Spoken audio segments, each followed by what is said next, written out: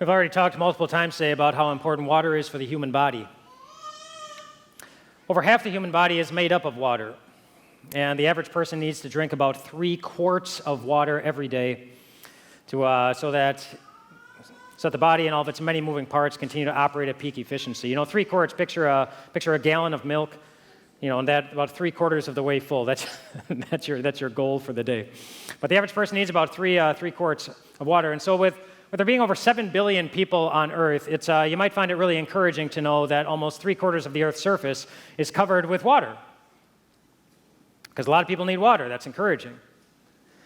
You might be discouraged to discover, however, that only about 3% of the world's water is suitable for drinking. And you might be further discouraged to find out that only about two-thirds of the water that is suitable for drinking, 2/3 of that water is currently frozen in glaciers and unable to be accessed by anyone at any point around the world, which leaves, there should be an arrow popping up here, that little blue dot as the available water for every single person on the planet. It's not a lot. And so it may or may not surprise you when I tell you that in the world right now, there are roughly 1 billion people who currently have no access to water. There are currently another 2 to 3 billion people who have access to water, but it's far away, which is why countless people around the world, in many cases women and young girls, spend a collective 200 million hours every single day carrying water jugs that weigh 40 to 50 pounds when full, great distances to bring back to their families and their friends, without the benefit of a truck or a tractor or a wheelbarrow. It's estimated that over the next 10 years, the world's population is going to increase by about 3 billion people, which is why it's already so concerning that roughly 1,000 children die every day because of lack of access to clean drinking water. And that's why what happened in Kenya recently is so encouraging. In Kenya, they recently opened the world's first solar-powered desalination plant. A desalination plant is a plant that takes that 97% of the water that's on the earth right now that is currently undrinkable, it takes that 97% of that undrinkable water and transforms it into clean, salt-free drinking water. This plant happens to be solar-powered. As you can see, the solar panels on the roof, which means it doesn't need to be plugged into anything. It doesn't need electricity. It's sunny there, so it's going to be running all the time. It produces about 20,000 gallons of drinkable water every single day, which is enough to satisfy the full water needs of up to about 35,000 people every single day. And for a town like this one that has a population of only 3,500, well, that means that this town that has been thirsting and hurting and dying from lack of clean water for longer than they can remember now has more water than they know what to do with. And that's why this man is smiling. Because he's no longer thirsty. And that, my friends, is a really powerful feeling. And not just when it comes to our bodies. I'm guessing that everybody here has very easy access to clean drinking water. And yet you still may have come into worship this morning feeling thirsty. Thirsty in your heart. Thirsty in your soul. If the good things that you've been hoping for in your life haven't turned out the way that you wanted. Or if the parts of your life that you've worked really, really hard to build up, your marriage, your job, your relationships with your kids and other people, if they've slowly begun to break down over time from lack of care, lack of nourishment, lack of attention. Or if the worries and the anxieties and the regrets have begun to pile on your heart so heavily that you just don't know for how much longer you can carry them. Or you might feel thirsty today if you want to be loved, but you're just not. Or if you want to be valuable to somebody, but either the person who used to make you feel that way is no longer here, or the people that you wish would make you feel loved or valuable or safe just they just don't do that. There's so many different reasons that you and I can feel thirsty in our hearts, thirsty in our souls, but almost all of them have one thing in common. They almost all have something to do with your past. You would never feel thirsty in the present if you had received sufficient nourishment in your past. And that really discourages and scares a lot of people because, quite frankly, your past is your past. It's something that you can't take back. It's something that you can't undo. It's something that you can't change. And yet today, Jesus tells us that it's something of which you do not need to be afraid. Today, Jesus uses a conversation that he had with a thirsty woman at a well to remind us why our pasts don't need to intimidate us as much as they often do. We're in John chapter 4. It's kind of a lengthy section. We'll read these words here. It says, "Now he, Jesus, had to go through Samaria. And so he came to a town in Samaria called Sychar, near the plot of ground Jacob had given to his son, Joseph. Jacob's well was there, and Jesus, tired as he was from the journey, sat down by the well. It was about the 6th hour. When a Samaritan woman came to draw water, Jesus said to her, 'Will you give me a drink?' His disciples had gone into the town to buy food. The Samaritan woman said to him, 'You are a Jew, and I'm a Samaritan woman. How can you ask me for a drink?' For Jews do not associate with Samaritans. Jesus answered her, 'If you knew the gift of God and who it is that asks you for a drink, you would have asked him, and he would have given you living water.' 'Sir,' the woman said, 'you have nothing to draw with, and the well is deep. Where can you get this living water? Are you greater than our father Jacob, who gave us the well and drank from it himself, as did also his sons and his flocks and herds?' Jesus answered, 'Everyone who drinks this water will be thirsty again. But whoever drinks the water I give them will never thirst. Indeed, the water I give them will become in them a spring of water, welling up to eternal life.' The woman said to him, 'Sir, give me this water so that I won't get thirsty and have to keep coming here to draw water.' He told her, 'Go call your husband and come back.' 'I have no husband,' she replied. Jesus said to her, 'You're right when you say you have no husband. The fact is, you've had 5 husbands, and the man you now have is not your husband. What you've just said is quite true.' 'Sir,' the woman said, 'I can see that you're a prophet. Our fathers worshipped on this mountain, but you Jews claim that the place where we must worship is in Jerusalem.' Jesus declared, 'Believe me, woman, a time is coming when you will worship the Father neither on this mountain nor in Jerusalem. You Samaritans worship what you do not know. We worship what we do know, for salvation is from the Jews. Yet a time is coming and has now come when the true worshipers will worship the Father in spirit and truth, for they are the kind of worshipers the Father seeks. God is spirit, and his worshipers must worship in spirit and in truth.' The woman said, 'Well, I know that Messiah, called Christ, is coming. When he comes, he'll explain everything to us.' Then Jesus declared, 'I who speak to you am he.' Just then his disciples returned and were surprised to find him talking with a woman. But no one asked, 'What do you want?' or 'Why are you talking with her?' And then leaving her water jar, the woman went back to the town and said to the people, 'Come see a man who told me everything I ever did.' Could this be the Messiah?" It's the word of God.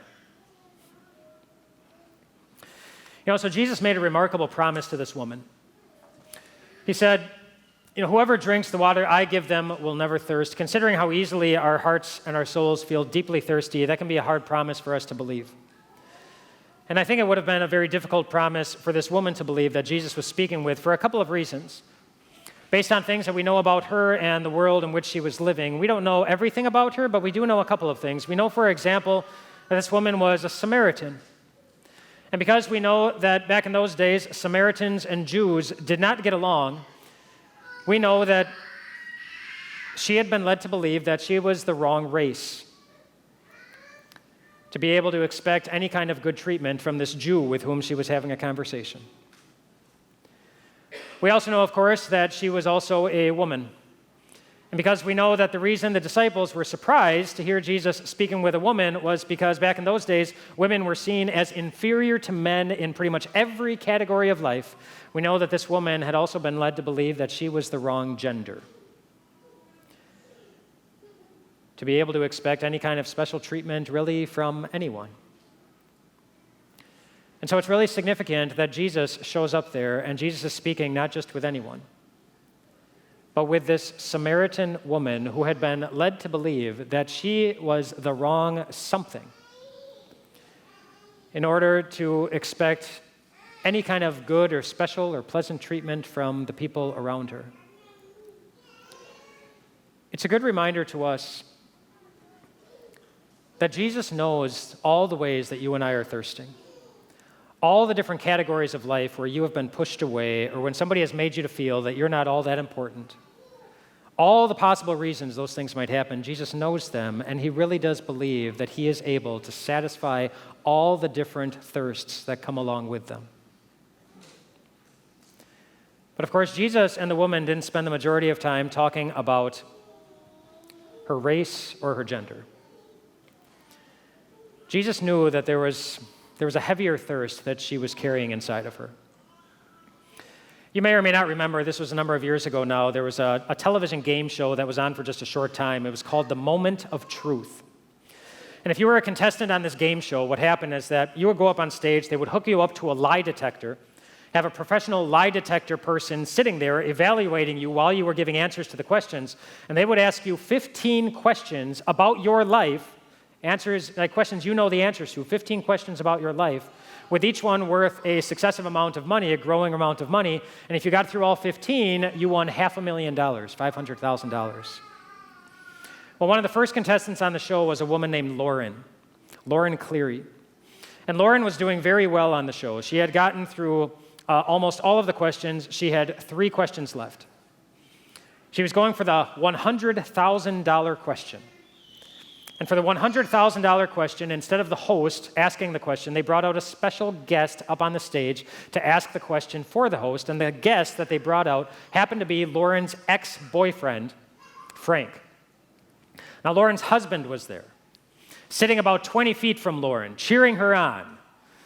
And Frank, the ex-boyfriend, comes out on stage to ask the $100,000 question. The host asks Lauren if she's ready. She says yes. The host turns to Frank, and Frank asks, Lauren, do you think you should be married to me instead of your husband? If she tells the truth, and if it's confirmed as the truth, then she wins $100,000 with the opportunity to go for more money. Lauren, do you think you should be married to me instead of your husband? Frank asks. Yes, Lauren says. And the lie detector confirms it as the truth. She won $100,000, but she broke her husband's heart. Now she has the opportunity to keep the $100,000 or risk it all and go for the $200,000 question. They ask her husband what she should do. He says, well, she may as well go for the money. It can't get any worse, can it? Lauren agrees. She goes for the $200,000 question. Frank goes backstage. He disappears. The host asks the $200,000 question. Lauren, since you've been married, have you had a physical relationship with anyone besides your husband?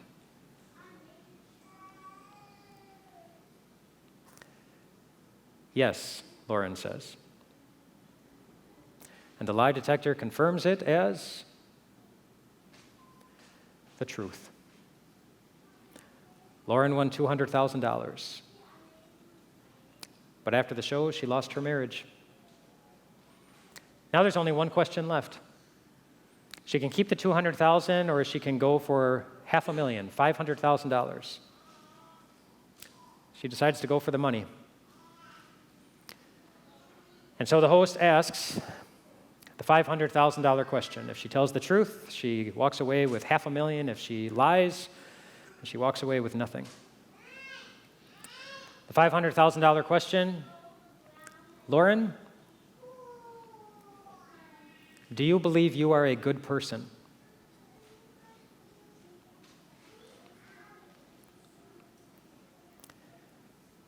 Yes, Lauren says. And the lie detector confirms it as a lie. And Lauren didn't look surprised. If she tells the truth, that most anybody watching that show already knew, that she wins $500,000. But she lied. Because of how difficult it is for any of us, I believe, to tell the truth that deep down we know about ourselves. In fact, that is why the woman was all alone at that well that day. She came to the well to get some water. And getting water from that well was hard work, agonizing, grueling work. And she came to that well, not at the coolest part of the day, but at the hottest part of the day. She chose to get water at the hardest part of the day, at the hottest part of the day, when choosing to make an already hard task even harder. Because in her mind, that was easier than having to go to the well when it would be flooded with people and having to walk through the crowds of people who were there, knowing that they were going to be whispering to one another, saying things like, "Oh, look who is here. Look who decided to show up today. There's something wrong with that woman." I mean, after all, after 5 tries, you kind of get a reputation. And Jesus knew that to some degree, she deserved it. When Jesus asked her what kind of to go and get her husband, he wasn't wondering if she actually had one. He wanted her to see what kind of water she had been drinking. Jesus knew how often she had told herself things like, I'll just be happy if I can find a different man. I'll just be happy if I don't have to see certain people again. Just as he knows how often we tell ourselves, I'll just be happy if things turn out exactly the way that I wanted. I'll just be happy if somebody shows me a little bit more love or a little bit more attention. I'll just be happy if things go just according to my plans. I'll just be happy if I look a little bit better than certain women, or if I perform a little bit better than certain men. I'll just be happy if no one ever discovers all the ways that I'm broken.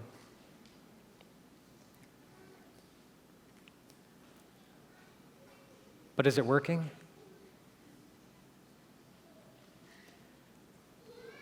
Or are you still thirsty? That's the real question Jesus wanted this woman to consider. He wanted her to go back and evaluate her past. But she had no intention of doing that, and she didn't want to do that. She was eager to talk about her race and eager to talk about her gender, things about her life that she had no control over. But she very quickly changed the topic when Jesus even very gently brought up her sin. And boy, we get that. I mean, if people are already very quick to push us away and criticize us and want nothing to do with us and put us down when they don't even know everything that's going on in our lives, I mean, what do you think they would do if they actually did know? It makes me wonder how Peyton feels about a picture that's been shared about a picture of him that's been shared more than 43,000 times. This is a picture of Peyton. When he was 3 years old, he got into a fight with his 5-year-old sister. Mom came in, broke up the fight, very quickly figured out that Peyton was the instigator, and so he told Peyton that he had to go stand against the timeout wall until he didn't have to stand against the timeout wall anymore. As he was standing against the timeout wall, Mom decided to take a picture of Peyton and post it on her social media feed so that everybody could see. But not because she wanted everyone to know what a crummy kid he had been. The reason she posted the picture is because after Peyton went and stood up against the wall for his punishment, somebody else went to stand there alongside of him. The family has a dog named Dash. And when Dash saw his buddy standing against the wall looking really sad, Dash decided to walk right up next to Peyton and stand there right by his side until Peyton had served his time for his punishment. In his sadness, you know what Peyton found? He found a friend. Now, I don't know if Dash knew that Peyton was actually guilty of anything. But Jesus knew that this woman most certainly was. Just as he knows all the parts of all of our lives that we'd prefer to keep hidden, and all of our deepest insecurities, and all the parts of us that are most broken, he knows. And yet Jesus did not move when this woman came walking in his direction. He just stayed there and gave her a friend who would also know one day what it means to be treated as somebody who doesn't matter all that much to anyone. As he would be hung on a cross and crucified and killed, feeling so dehydrated and thirsty in that moment that a sponge of vinegar, the taste of that, sounded appealing to him. As he suffered and died for a punishment of sins that did not belong to him. Just so anyone who has ever wondered if they are loved could know that you already are. And if you have ever wanted to feel valuable, you absolutely can. And if you have ever wanted a friend who knows your life so well that he can tell you the number of hairs on your head, you already have him. And if you've ever wanted a promise signed in the blood of the Lamb that your entire past is forgiven and that nothing in your present or your future is going to be able to separate you from the eternal, lasting satisfaction that is waiting for us behind the pearly gates leading up into heaven, then it is done, Jesus says in the book of Revelation. I am the Alpha and the Omega, the beginning and the end. To all who are thirsty, I will give to drink without cost from the springs of the water of life. No matter how deeply, no matter how often you go searching for that kind of satisfaction, it's always there, waiting with him. So come to him.